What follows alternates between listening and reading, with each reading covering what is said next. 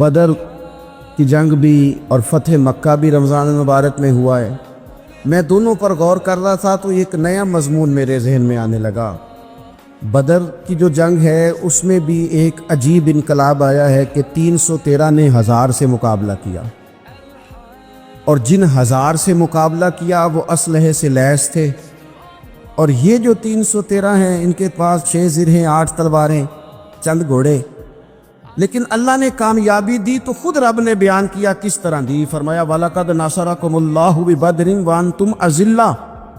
وہ کامیابی اس طرح ملی ہے کہ رب نے تمہاری مدد کی تھی، تم تو کمزور تھے، اللہ نے بدر میں تمہاری مدد کی، تم جیت گئے۔ وَلَقَدْ نَصَرَكُمُ اللَّهُ بِبَدْرٍ وَأَنْتُمْ أَذِلَّةٌ، اللہ نے بدر میں تمہاری مدد کی، تم تو کمزور تھے۔ پھر فتح مکہ نصیب ہوئی تو اس میں بھی بہترین منصوبہ بندی نبی پاک علیہ السلام نے فرمائی، بہترین حکمت عملی حضور نے اپنائی، لیکن ہمیں جو اللہ رسول نے بات سمجھائی وہ کیا ہے؟ اذا جاء نصر اللہ والفتح، فرمایا جب اللہ کی مدد آئی اور فتح نصیب ہو گئی۔ یہ اللہ نے مدد فرمائی تمہاری، یہاں بھی فتح مکہ بھی اللہ کی مدد سے، جنگ بدر بھی اللہ کی مدد سے۔ وہ جو مدد ہے اللہ تعالیٰ کی، جب وہ ہم یہ کرتے ہیں کہ ہم اپنی ساری زندگی سیاست کی نظر کر دیں، ہماری سیاست صرف ملک میں نہیں ہوتی، ہماری سیاست خاندان میں بھی ہوتی ہے، ہم گھر کے اندر بھی سیاست کرتے ہیں، ہم کسی خاص طریقے سے لوگوں کو اپنے پیچھے چلانا چاہتے ہیں، ہم ایک خاص اسلوب اختیار کرتے ہیں کہ لوگ ہمارے پیچھے چلیں۔ اس کا نقصان ہمیں یہ ہوتا ہے کہ سیاست جو ہوتی ہے یہ شطرنج کے ہیر پھیر کی طرح ہوتی ہے، تو اس کے راز بڑی جلدی کھلنے لگ جاتے ہیں، پتہ چل جاتا ہے کہ بندہ مخلص نہیں تھا، سیاست کر رہا تھا، طریقے سلیقے سے اس نے جوڑ کے رکھا ہوا تھا۔ ہم ہر جگہ سیاست کے بل بوتے پر چیزوں کو لے کے چلنا چاہتے ہیں، سیاستیں ناکام ہو جاتی ہیں، سیانے لوگ فیل ہو جاتے ہیں، بچتا صرف وہی ہے جس کے پیچھے رب تعالیٰ کی مدد شامل حال ہوتی ہے۔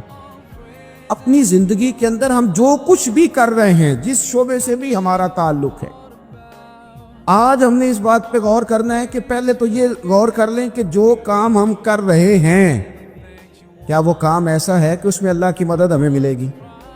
اگر آپ کوئی معاذ اللہ ناجائز کام کر رہے ہیں، فعل حرام کا ارتکاب کر رہے ہیں، تو اس میں تو مدد الہی آئے گی نہیں۔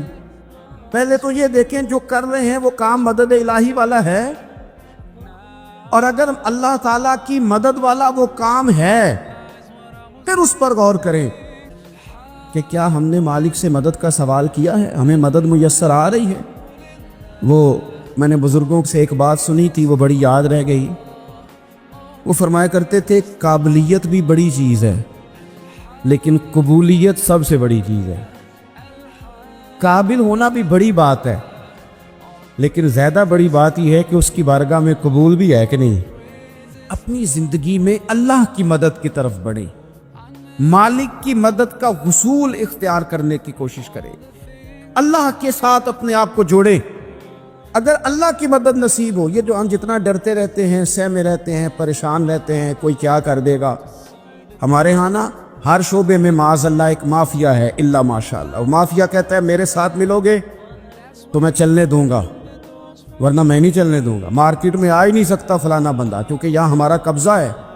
اور میرے بھائی پھر بہت سارے لوگ جن کی نیتیں اور ارادے بڑے اچھے ہوتے ہیں شروع میں، وہ بھی اس مافیا کا شکار ہو جاتے ہیں اور ان کے رنگ میں رنگ جاتے ہیں۔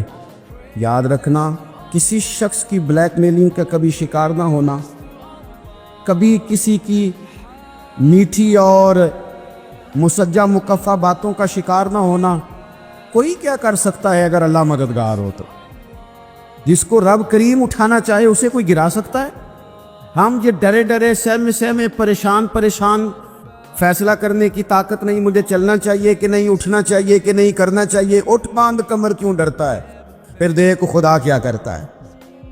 حضرت عبداللہ ابن عباس فرماتے ہیں میرے نبی پاک علیہ السلام نے میری تربیت فرمائی، حضور نے میری تربیت فرمائی، اور محبوب پاک علیہ السلام نے فرمایا عبداللہ یاد رکھنا، یہ نوجوان دوست میری بات لکھ لیں، پریشان لوگ میری بات لکھ لیں، جن کے پاس قوت فیصلہ نہیں وہ اس بات کو لکھ لے۔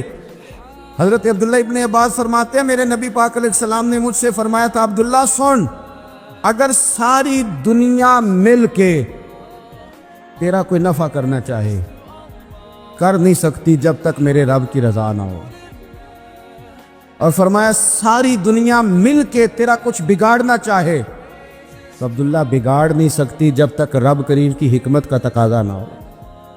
لوگوں سے ڈرنا، لوگوں کی طرف دیکھنا، ماحول دیکھ کے اپنے راہ کا تعین کرنا، ہر بندے کے خیالات کے مطابق ڈھلنے کی کوشش کرنا، فلانا نہ ناراض ہو جائے، فلانا نہ ناراض ہو جائے، اور جس نے ہونا ہو جائے، بس رب اور رسول ناراض نہ ہو۔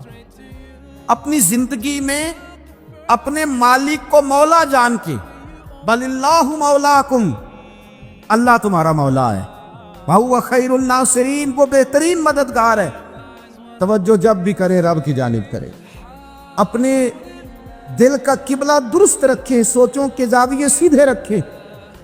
میرے بھائی، مالک جب بندوبست کر دے نا، یا مالک بندوبست کرتے، پھر ایسا بندوبست کرتا ہے کہ لوگوں کے پاس نا چارہ نہیں رہتا۔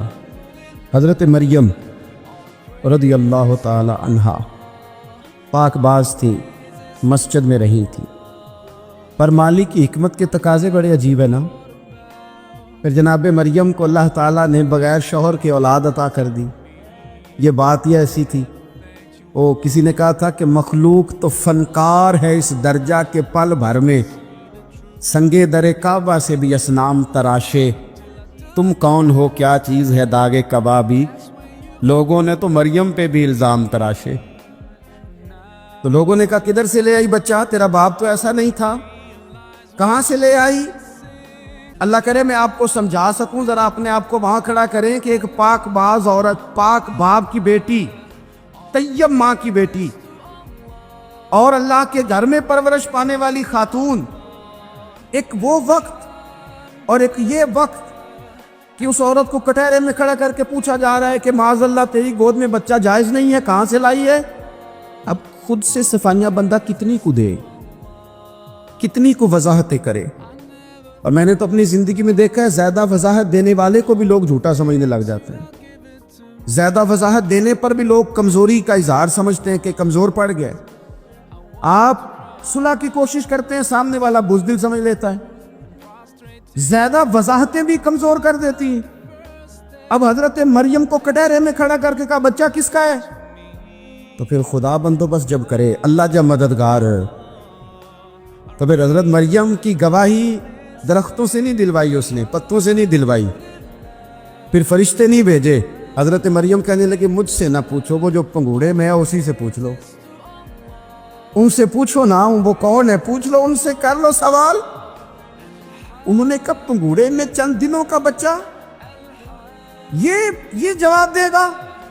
مددگار تھا رب، ان کی برات کا اعلان کرنا تھا مالک نے، اور جب مالک اعلان کر دے، جب مالک تیری صفائی دینا چاہے، جب مالک تجھے دنیا کے سامنے نکھارنا چاہے، تو پنگوڑے میں لیٹے حضرت عیسیٰ بول کے کہنے لگے انی عبداللہ آتانی الکتاب، فرمایا میں اللہ کا بندہ ہوں، رب نے مجھے کتاب عطا کر کے نبی بنا کے دنیا میں بھیجا ہے، میں اللہ کا بندہ ہوں، کتاب لے کے آیا ہوں، نبی بن کے آیا ہوں۔ پھر پنگوڑے سے اعلان ہو گیا، پھر بچہ بول پڑا وما اصابکم من مصیبت فبما کسبت ایدیکم، انسان پر کچھ مصیبتیں وہ آتی ہیں جو اس کے ہاتھوں کے کسب کی وجہ سے آتی ہیں۔ بہت ساری قوموں پر عذاب اس لیے آئے کہ انہوں نے بعض گناہ کیے تھے، لیکن یہ یاد رکھیے گا کہ عذاب ہمیشہ گناہوں کی وجہ سے نہیں آتے، تکلیفیں ہمیشہ گناہوں کی وجہ سے نہیں آتی۔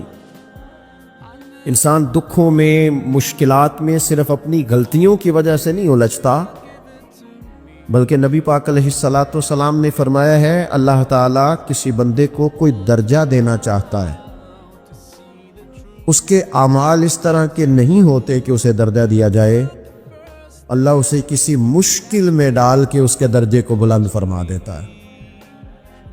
بلندی درجات کے لیے، قرب الہی کے لیے، اللہ تبارک و تعالیٰ کی بارگاہ کی معرفت کے لیے بھی مصائب آتے ہیں۔